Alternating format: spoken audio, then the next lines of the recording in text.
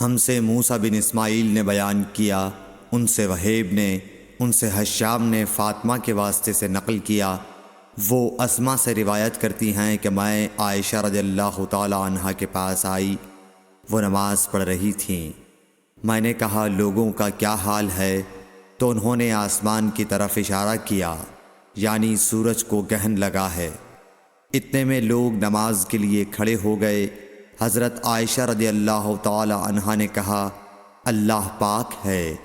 میں نے کہا کیا یہ گہن کوئی خاص نشانی ہے؟ انہوں نے سر سے اشارہ کیا، یعنی ہاں۔ پھر میں بھی نماز کے لیے کھڑی ہو گئی، حتیٰ کہ مجھے غش آنے لگا تو میں اپنے سر پر پانی ڈالنے لگی۔ پھر نماز کے بعد رسول اللہ صلی اللہ علیہ وسلم نے اللہ تعالیٰ کی تعریف کی اور اس کی صفت بیان فرمائی۔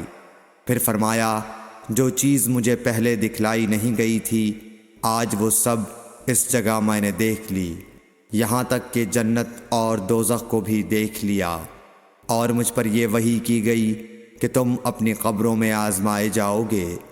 مثل یا قرب کا کون سا لفظ؟ حضرت اسما نے فرمایا میں نہیں جانتی۔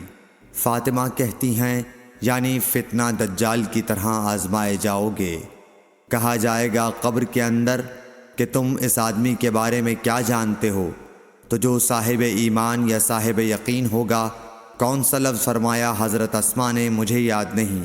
وہ کہے گا وہ محمد اللہ کے رسول صلی اللہ علیہ وسلم ہیں، جو ہمارے پاس اللہ کی ہدایت اور دلیلیں لے کر آئے تو ہم نے ان کو قبول کر لیا اور ان کی پیروی کی۔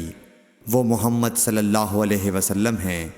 3 بار اسی طرح کہے گا، پھر اس سے کہہ دیا جائے گا کہ آرام سے سو جا، بے شک ہم نے جان لیا کہ تو محمد صلی اللہ علیہ وسلم پر یقین رکھتا تھا۔ اور بہرحال منافق یا شکی آدمی، میں نہیں جانتی کہ ان میں سے کون سا لفظ حضرت اسما نے استعمال کیا۔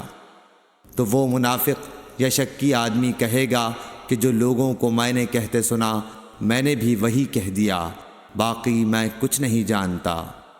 صحیح بخاری حدیث نمبر 86۔